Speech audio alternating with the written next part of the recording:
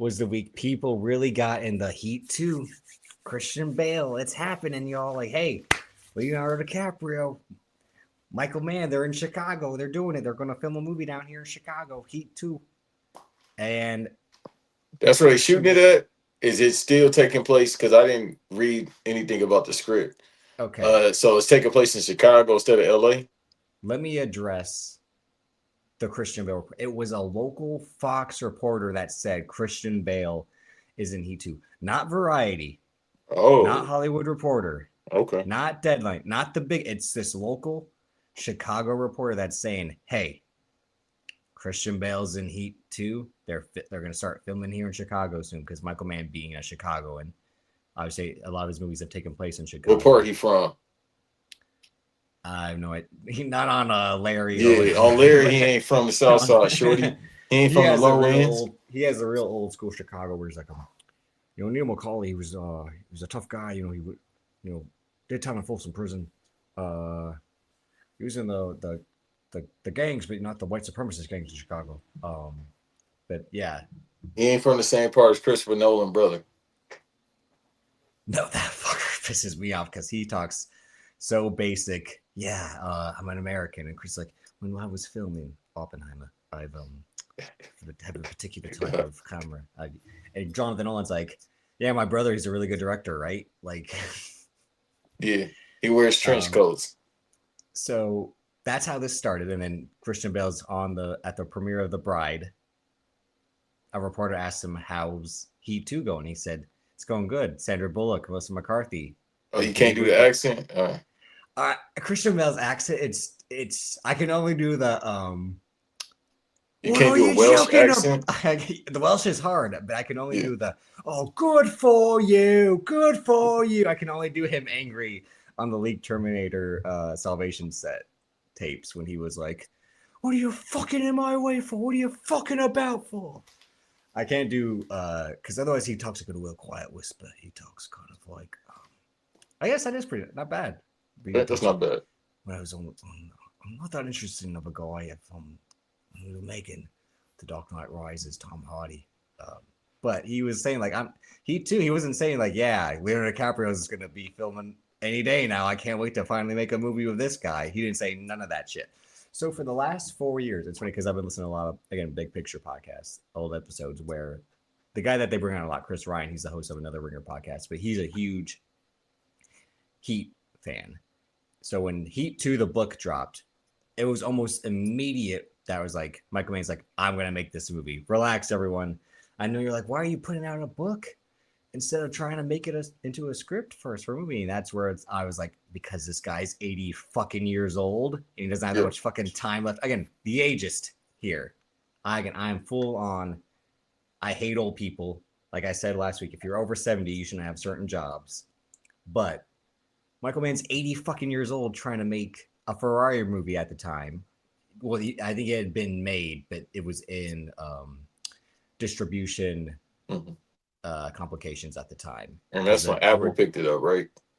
no, it was an original. I think at the time it was STX, which was either a China-based company that then went bankrupt, or was Is probably out. That is was that the probably at the movie time with when Christian Bale, the Ferrari movie? no, it was point. That's the point. That's why people were like Christian Bale's gonna mean this because he was linked to be in it, but then he was already in Ford and Ferrari That's what earlier. I'm seeing. That's what I got confused. It's But prior right to for the Christian Bale Ferrari, being and it's F prior to one. Chris, prior to Christian Bale, it was supposed to be Hugh Jackman, and then he picked Adam Driver, which is why everyone thinks Adam Driver's attached to you. This is my whole point. This shit is a scam. It's the Yeah, biggest fucking scam in Hollywood right now because they keep linking actors who kind of look like the guys who from the original Heat. They said Oscar Isaac's gonna be in Heat 2. They said this like 2-3 years ago. It's like because he kind of can play De Al Niro. Pacino. No, Al Pacino. I guess. All And then they right. picked Adam Driver because he kind of looks like young De Niro, and he just worked No, with. he don't. That's what I'm saying. And We I'm both. saying how you do it in a movie. Like in a movie, the young version never looks like the old version, except Goodfellas. That's the only time they've ever pulled that off, where the young actor looks just like the old actor. Um, then they said Ana de Armas was going to beat it, and as soon as Elvis came out, they're like Austin Butler, he's going to play young Val Kilmer in Heat 2. I'm like, what? This This guy just breaks on the fucking scene, and now he gets a pivotal role in a movie that, again, doesn't even exist yet. It's a book. It's a book. Yeah. He turned it into a book because he couldn't make it into a movie because everyone's like, Michael, you haven't made a movie since Black Hat, and you're 80 fucking years old, and your last movie sucked. And then he spent this whole time making a show for HBO Max that he barely played a hand in. But like, again, like, this guy's a slow mover because he's only ever made, I think, 10 films over the course of his 50-year career. I know he likes to take a lot of time and really plan stuff out, but when you look at the gaps between... Yeah, so does Terrence Malick, and where is he at? Well, don't get me started on guys like him who are the directors. Like, I make a movie every 10 years. 20. So what the fuck do you do in the meantime? Like, you know, I saw the Tree of Life, and then I fell asleep, and I didn't see the Tree of Life. I think I've only ever seen one Terrence Malick movie, and it was the fucking Pocahontas one because my mom made me watch it. Oh, that's a tough one. Yeah, and I'm 10 years old, so I barely understood it. You didn't go to sleep? I think I did, but I was just like, why isn't this like the cartoon? Which ironically has Christian Bale in it, and Christian Bale had a voice role in the Pocahontas cartoon. Did he? Yeah. He plays the sidekick guy, I think. When he was like, what, 20-something? I think 18, 19. Something like that. Because I'm like, he about 50 now. Oh, it's voice acting. It's easy. And that guy's supposed to be like but still, I was like, it's got to be when he was younger. Squire, yeah. But and then they started announcing DiCaprio for the last year is going to be in Heat 2 because he never worked with Michael Mann, and this was going to be his chance. I'm like, and he got the bills to pay. Where are you people pulling this from? Like, again, all these sources are the bullshit film sources that you see on Twitter that get reaggregated. Again, nothing's definitive. The Dave Meltzer reporters. No, we're not having that debate right now because I sent you the fucking Hollywood Reporter article where they said none of these stars have signed contracts to this movie. They're all like, I bet they're like this. Yeah, just tell me when we're going to shoot and I'll be there. But until then, I know you're not making this fucking movie because it's an 83-year-old guy at the helm. Like, they probably like, damn, this news to me. Pacino probably coming out of his casket like he vampire. Like, but the idea of the Heat 2 book is that it picks up where Heat ends, but it's also a prequel at the same time. They Godfather to it, where it's telling flashbacks of both young De Niro's character, young Pacino's character, and the sequel part of it is Val Kilmer's character trying to escape LA as a wanted man because of everything that takes place within the first Heat. So again, I'm not an Austin Butler fan, but much like Sonny Crockett, I think his cast and his young Val Kilmer makes a lot of sense. So that's why, again, I'm not a fan of the guy. And he's going to be busy because the fucking Lance Armstrong movie seems like full steam ahead now that Apple picked it up. And that seems like a go movie. Leonardo DiCaprio is trying to get this movie with Jennifer Lawrence and Martin Scorsese made. No. I think that's already about to shoot this summer. And Adam Driver, he was supposed to have the whole The Hunt for Ben Solo. Check out the last couple episodes of Black Variant where they dived into the Hunt for Ben Solo debacle over at Disney, and Bob Iger saying, no, we're not going to make this movie. Which had Steven Soderbergh attached as the director. That's not a bad choice. But yeah, it's just the biggest scam is people falling for this. And it's like I said, it's just people falling for Twitter links that have no actual reporting.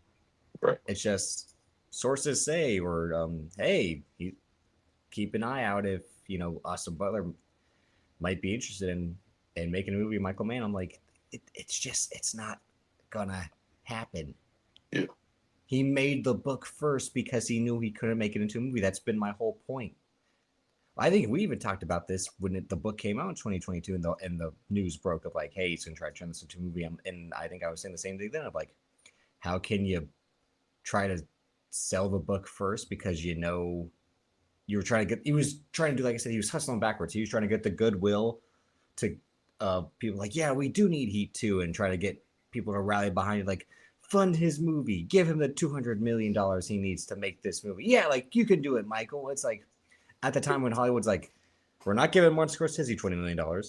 We're not giving Ridley Scott $200 million. We're not going to give Clint Eastwood $20 million to make his little movies at Warner Brothers anymore, that he turns around in 3 weeks. Any old director, they were just kick it to the curb. And Francis Ford Coppola with Megalopolis, which he had to self-finance himself because every studio was like, you're out of your fucking mind. We're not giving you all this money so you can make this crazy shit with Shia LaBeouf and Adam Driver. Adam Driver, yeah. Yeah. And didn't make no money back. But that's how you know them Godfather movies were great. And he getting residuals from that. And we were just talking about Kevin Costner. Again, Kevin Costner wants to make 4 Westerns totaling 150 to 200 million.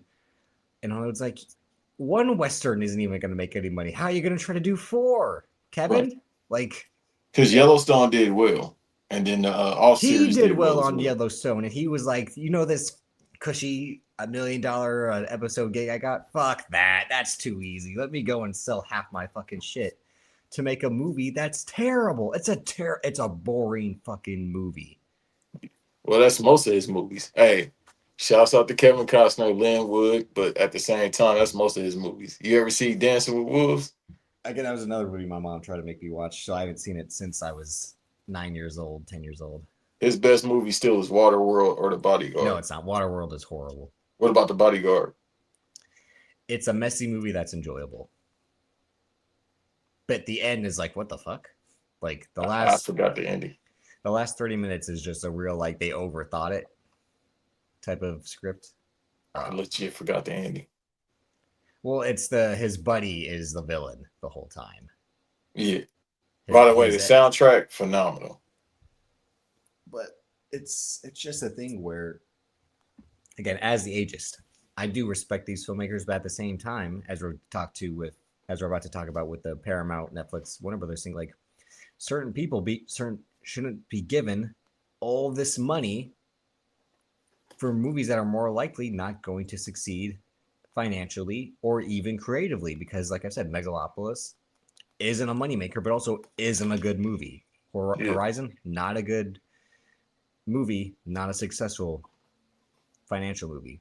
So you're losing on both sides of the argument. It's not where you can say like Wes Anderson or Paul Thomas Anderson, where these guys make movies that are great but never make any money, so the least they can get awards out of it, or there is recognition in supporting people that are interested in making good art, because that's where you can say, like, okay, maybe the next one shouldn't be as expensive, but we know you turn out good movies. That's why we continue to give you money, because you make good movies. They might not be financially successful, but you're able to work within the confines of what we can give you.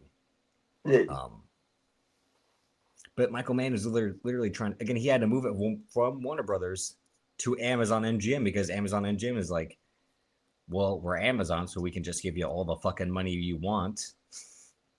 Right. And then we're going to be able to market it however we want, because, I mean, they're obviously not going to be stupid in making make it, because it's not even going to happen. But hypothetically, they wouldn't just make it a streaming movie. They would put it in theaters, but they know they would probably take a big loss on this movie, because the budget for the stars and locations, again, it spans from Chicago, LA, South America, and maybe even Asia, because Michael Mann always has a fascination with Asia as well.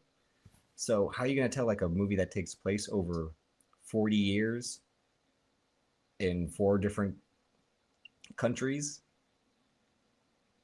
That's why I said that budget going to be at least 250. 200, 250. For the stars alone. Yeah.